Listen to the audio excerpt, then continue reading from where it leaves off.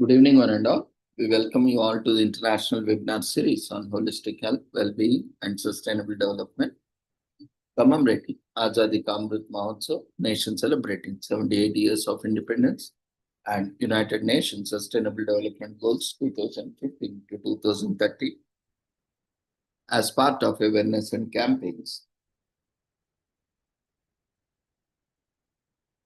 In collaboration with Sri Holistic Health Foundation India and Sri Research Institute Center for Arts, Sciences and Wellbeing, and also commemorating Viksit Bharat at 2047. Before starting today's commemorations, let's take the blessings of Almighty.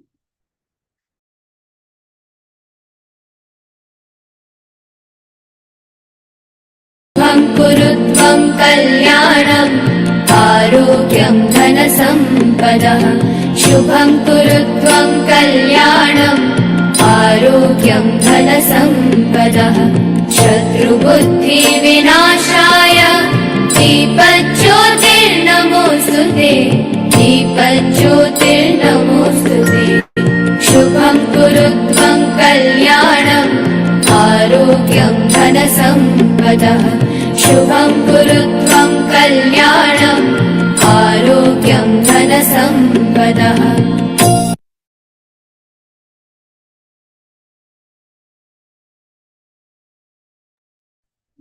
With the blessings of Almighty, we shall continue with today's commemorations and celebrations. Today, we are celebrating World Water Week from August 24 to 28 or early September every year or late August. So this year it takes place from August 24 to August 28. There are very few things in the world as relevant to the life as water, and this event is geared at showing us the benefits that come from studying, that comes from this satisfying chemical composition, H2O. It is an enlightening conference organized annually by the Stockholm International Water Institute, SIBI in short, and is themed on different concepts, each addressing a wide range of world's water development and sustainable issues.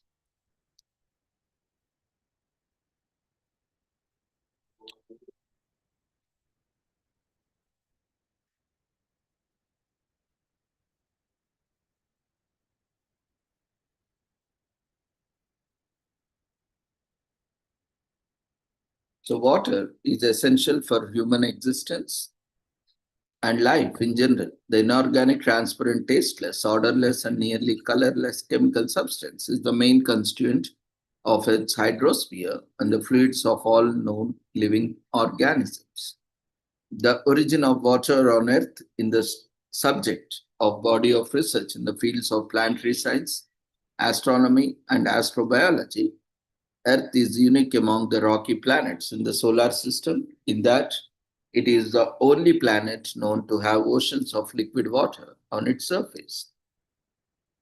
Water also plays an important role in the world economy. Approximately 70% of the fresh water used by humans goes to agriculture. Fishing is major source of food for many parts of the world.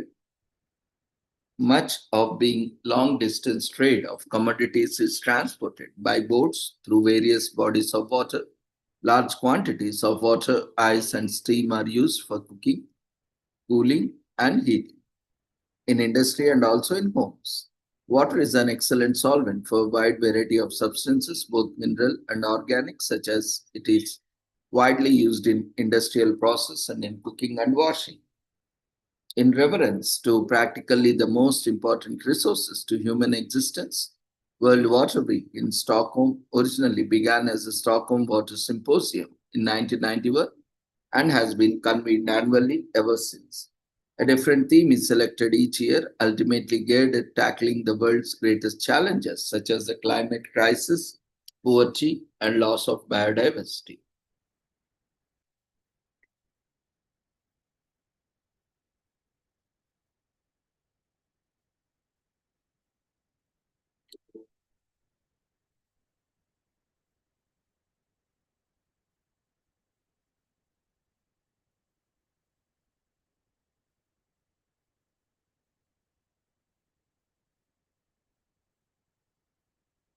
So on August 25th, World Water Week 2025 opens in Stockholm as well as online, welcoming participants from across the globe to explore this year's theme, Water for the Climate Action. The opening ceremony, held on center stage, will set the tone for the week dedicated to accelerating transformative solutions that the place water at the heart of climate strategy.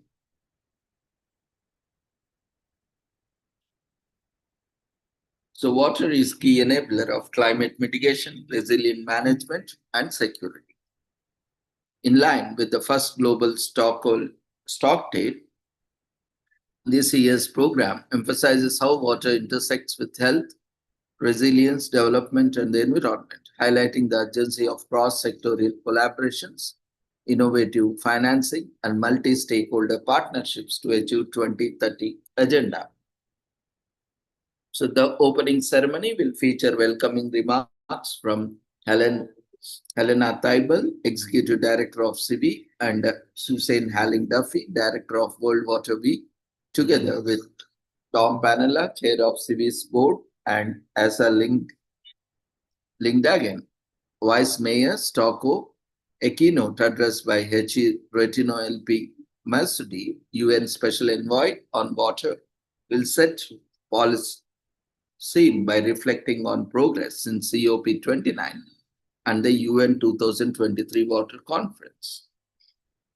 So, two high-level panels will then explore how to drive climate action through water. The first will connect global policy with practice with perspectives from Jessica Roswell, European Commission, Diana Kopensky, UNEP, and Tom Slaymaker, UNICEF. The second will focus on implementation action on the ground with insights from Bapur Fakhruddin, Green Climate Fund, Joan Barota Corina, Global Head of Strategic Sustainability Topics, IKEA, and Taylor Galvin Ozabi Moscodo Bisiki, and Broken Head Ojibwe Nation in Treaty, One Territory in Manitoba. The ceremony will also showcase innovative city-level solutions through Cities with Water, present reflection on preparations for the UN 2026 Water Conference, and look ahead how the COP30 presidency will advance the water climate agenda. Closing remarks will be offered by Helena Tybel, reinforcing CIVI's commitment to mobilizing collective action for peaceful, sustainable, and climate resilient future. As every year, the opening ceremony brings together governments, business leaders, academia, youth, and civil society to set the agenda for transformative work by fostering dialogue and co-developing solutions.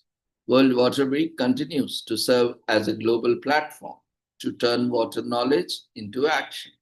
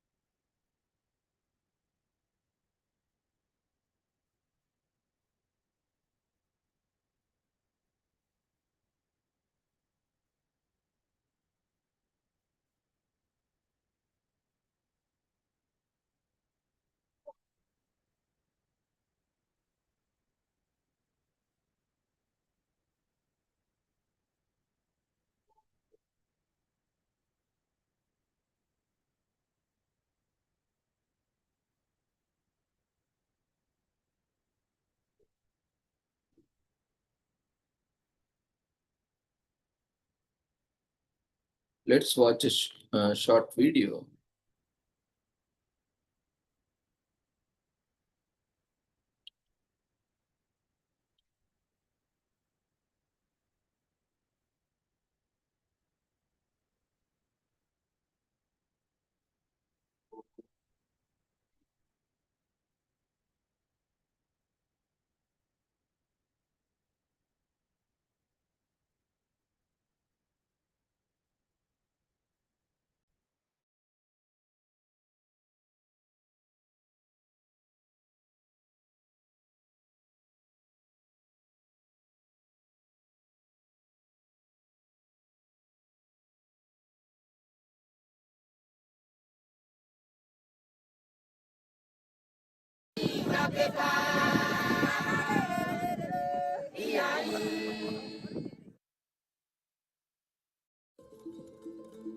Farmers are the frontline water managers of Africa.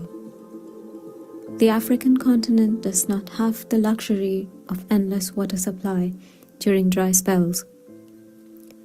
95% of agriculture relies on rainwater that farmers value like no other. But climate change is hitting hard. The rain that does land on the ground runs off very rapidly into rivers and flows back into the ocean. Now, we can't control the hydrological cycle, but what we can do is once the rain has hit the ground, once the water is on the ground, we can slow down its movement across the landscape. We need to be thinking about a slow water movement. How do we get the water to stay longer on the ground, infiltrate deeper into the ground where it can recharge aquifers, recharge the groundwater that's underground, instead of running off very rapidly, causing soil erosion and sedimentation of rivers and lakes and so forth. So these farmers are essentially doing that. When they're working with their fields, they're digging their fields deeper, they're tilling in a more effective way, they are reducing the runoff from their land, and in so doing, slowing the movement of water across their land and increasing the soil moisture, so that when dry spells do come, there's enough moisture in their field at root zone that you can actually sustain the growth of those plants. We move this. The techniques to hold moisture in the ground already exist. But are there enough investments? It has to be in the middle, perpendicular. Then you move again. Just like that. Contour thing actually catches the water. Okay. A report from 2017 shows that 95% of public agricultural water investments are made towards irrigated agriculture, while only 5% of agriculture in Africa uses irrigated water. It's not generally a question of preference. Many farmers can't afford to rely fully on irrigation. Their poverty issues prevent most of them to invest in irrigation, but also the water bodies are not like found and accessible to many people. Even drinking water is scarce to many in Malawi, so they can't afford to install irrigation schemes as such. Transforming Investments in African Rain-Fed Agriculture, or the Tiara Project, is collaborating with NGOs such as TNA in partnership with government and non-governmental organizations to change the water investments trajectory. Masuzgo maji akasuzama matipa yake tezge para Gospel explains that after implementing the deep bed farming technique, he has much higher yields due to increased soil moisture. But he, along with other farmers, demands support from the government for better equipment to reduce burden, shallow pumps to access locally recharged groundwater, improved transportation for access to markets, and knowledge exchange programs between different farming communities.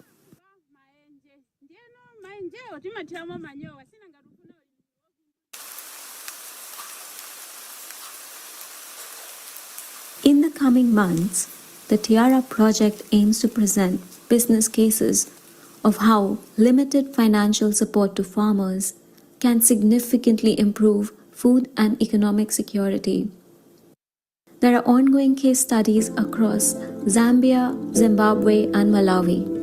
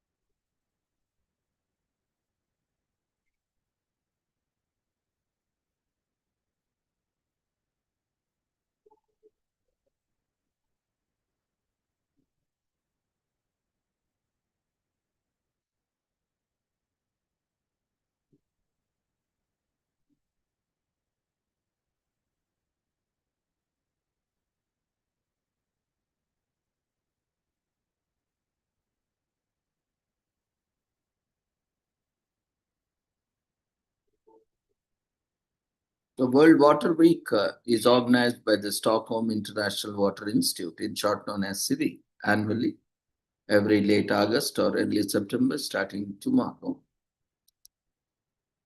So drinking out of plastic water bottles can cause unnecessary waste, plastic pollution, fossil fuel depletion, and carbon emissions. To eliminate plastic waste and reduce environmental footprint, try drinking filtered tap water from a reusable flask. So World Water Week can be streamlined from any location of choosing. Multiple live streams will be shared every day throughout Water Week on CIVI's Facebook and Vimeo pages.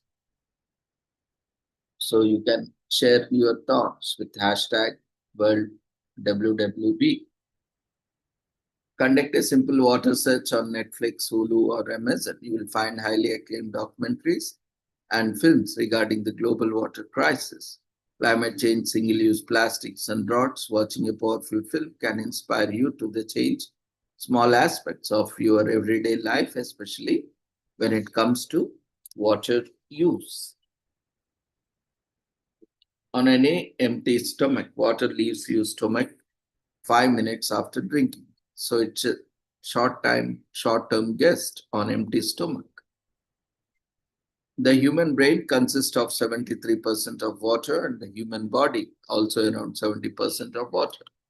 A leaky tap that drips 1 drop per second can waste more than 2,985 gallons a year. So every drop counts. Its quantity hasn't changed. There's the same amount of water on earth as there was when the earth was formed. A person can live without food for about a month, but only for about a week without water. It is more essential than food. So World Water Week is not just the leading annual conference on global water issues. It's also a powerful movement for change. Challenges such as climate crisis, poverty, and the loss of biodiversity can be impacted positively with the use of water. World Water Week focuses on the major transformations that they need to take place if we are to achieve sustainable development goals and slash carbon emissions. With over 4,000 contributors and more than 300 sessions on board, a range of topics, there is more than enough information to learn about the current global underwater situation of the world. Much of the program revolves around 5 top challenges that require our immediate attention. The conference is held online, and offline will be available. Online is available free of charge to registered participants. So water plays an important role in the world economy, and our livelihood function as open and dynamic platform. World Water Week aims to link practice, science, policy, and decision making. It enables participants to exchange views and experiences, form partnerships, and shape joint solutions to global water challenges.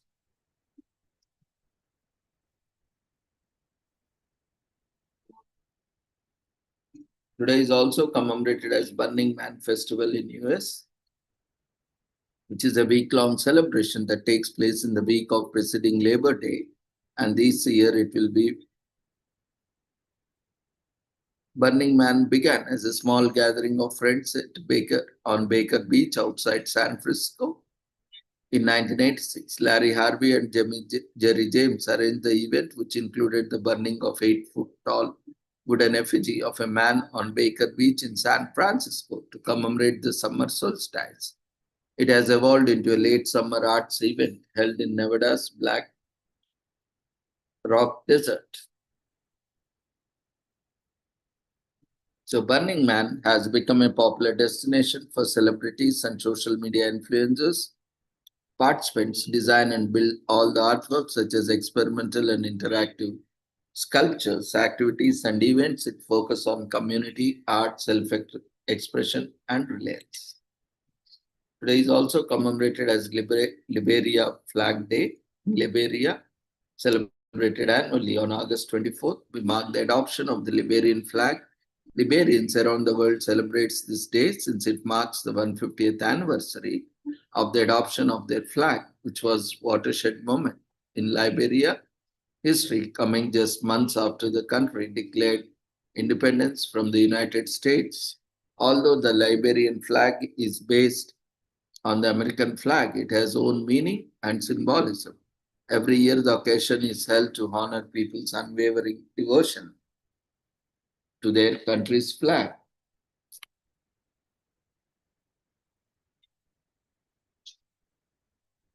Today is also commemorated as Maldives Yumi Duwas in Maldives, which means National Day in the Maldivian language and is observed annually on the first of the third month of Islamic calendar, identified as Rabi al-Awwal.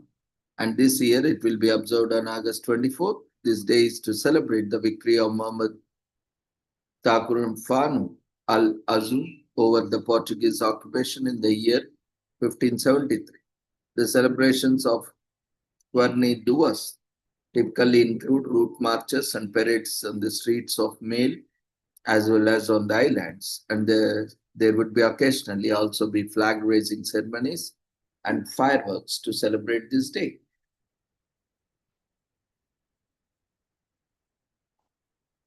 Today is also commemorated as martyrdom of Imam Reza in Iran, which is observed every year on 30th day in the Islamic month of Safar. This year it will be observed on the evening of August 24th, which is a public holiday in Iran, and it commemorates the martyrdom of Ali ibn Musa al-Rida, who was a descendant of the Islamic prophet Muhammad, as believed, as well as the 8th Imam in 12th Shia Islam. In 818, Imam Ali al-Rida was murdered by the Abbasid Caliph al-Mu'am and was buried beside the grave of al-Mu'am's father.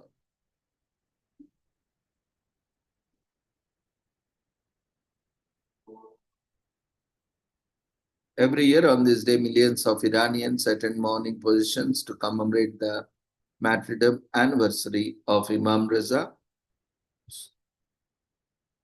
So mourners from different social classes and age groups gather at mosques and religious sites across Iran dressed in black. During these ceremonies, elogies are given and sermons delivered in honor of the revered Shia Imam. Today is also commemorated as National Knife Day in US. We celebrate one of the humankind's very first tools. This is day to separate the knives that we use on a daily basis. Knives have been made of bone, stone, and flint, and today they are made using titanium, bronze, iron, and steel. We use knives for cooking, eating, fishing, hunting, and host of other tasks. The day is celebrated by showing off your chopping skills, buying a new set of knives, and even comparing the swapping your knives with other like-minded people. Doesn't matter if you are a skilled fisherman or a chef. National Knife Day is a celebration for everyone who ever used that tool. Today is also commemorated as National Peach Pie Day in US. This is also a peak time of peach harvest season. If you think about it, there isn't a day in the year when we are thinking about peach pies or other pies, for that matter. So it is a celebration for anyone who loves pies or peach pies, be it those with sweet tooth or bakers. The day is celebrated by eating, baking, and gifting peach pies. Pies are easy to make. A pie is a baked dish prepared by a pastry dough casing such that the fillings get covered. The fillings in a pie can either be sweet or spicy, and some pies may even contain special ingredients and can be served in varieties of sizes.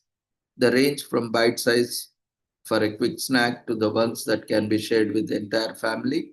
A pie made with fresh peaches is not just delicious to eat, but also quite healthy. It tastes even better when served with a generous helping of vanilla ice cream, whipped cream, or a glass of cold milk. Since peaches are also rich in nutritional content, a peach pie is a perfect way to get your vitamins while also enjoying a well-loved dessert.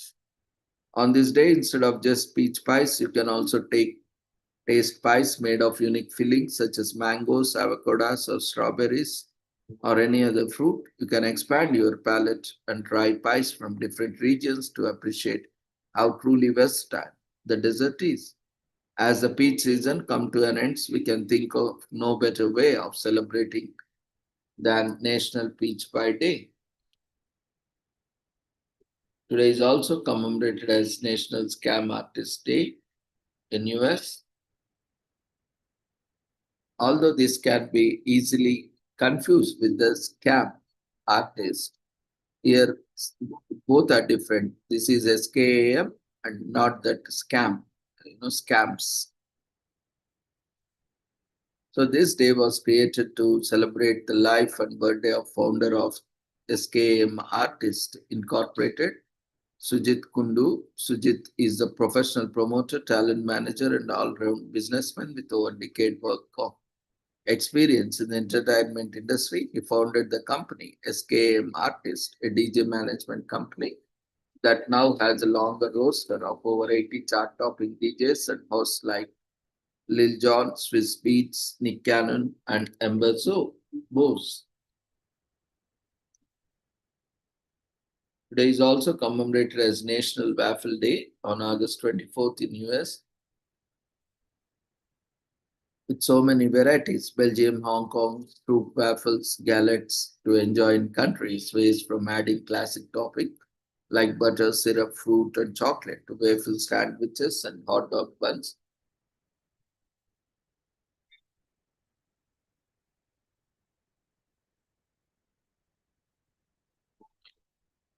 Today is also commemorated as Notting Hill Carnival in the UK, which is held in the West London on August 24th this year, has become one of the biggest street festivals in Europe. It celebrates the British West Indian community and encourages cultural unity. In the 60s, the festival sprang up one way to address community unrest and improve racial relations. Today, the carnival features a parade with elaborate floats and colorful costume performers, spectacular dance to steel bands and calypso music. So, if you want to get into the spirit of Caribbean, eat some peas and other delicacies, and be all the way live at the Notting Hill Carnival. So, give yourself to those wonderful West Indian vibes. Today is also commemorated as Pluto Demoted Day in US on August 24. We are busting out our telescopes to get in the spirit of planetary study. Can you believe that after nearly 80 years as an official planet, Pluto was demoted down to dwarf planet? In 2006, the International Astronomical Union, IAU, determined that since Pluto is not the dominant object in its orbit around the Sun, it could no longer be an official planet. Other large bodies like Pluto's own moon are found in its region. Pluto was discovered in 1930 by astronomer Clyde Tombaugh, making it the ninth planet in our solar system. It's a relatively cold planet that exists outside the orbit of Neptune. After its discovery, Lowell Observatory had over 1,000 suggestions for what to name the newly found planet. The eventual winner was Pluto, named after the Roman god of the underworld.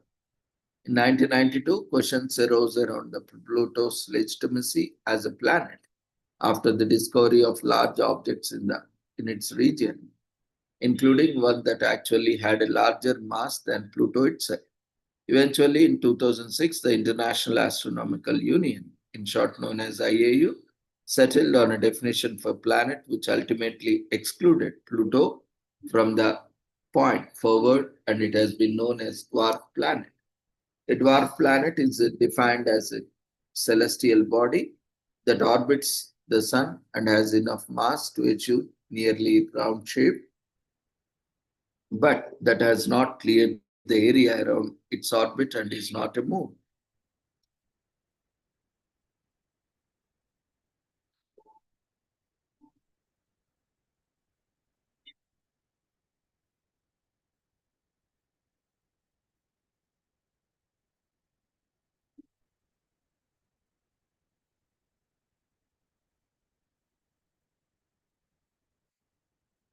Today is also commemorated as Vesuvius Day in US. We commemorate the eruption of Mount Vesuvius on Vesuvius Day, which takes place on August 24th every year. Though most of us don't know what a volcano eruption looks like, we can assume that the earth rumbles and groans as it starts to boil and roll.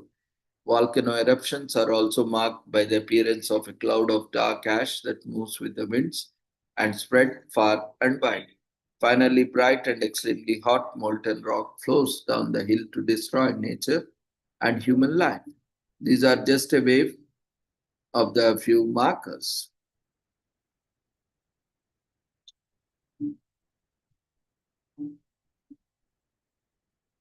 However,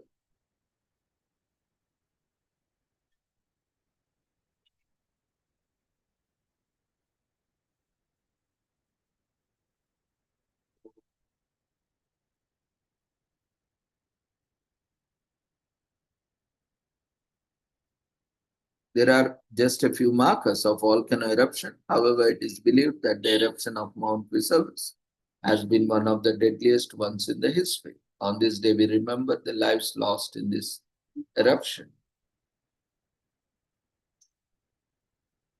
Today is also commemorated as William Wilberforce Day in US, celebrated on August 24th, the birth anniversary of revolutionary British philanthropist and politician. The day is recognized as an official day to celebrate his life and legacy. The holiday was started by Wilberforce University in Wilberforce, Ohio. The events and celebrations of the day are attended by thousands each year. William Wilberforce was born in 1759 in the British city of Woolwich. In the county of East Riding of Yorkshire, he made his way to the House of Commons at the age of 21, where he served for 45 years. He passed away at the age of 74 on July 29, 1830.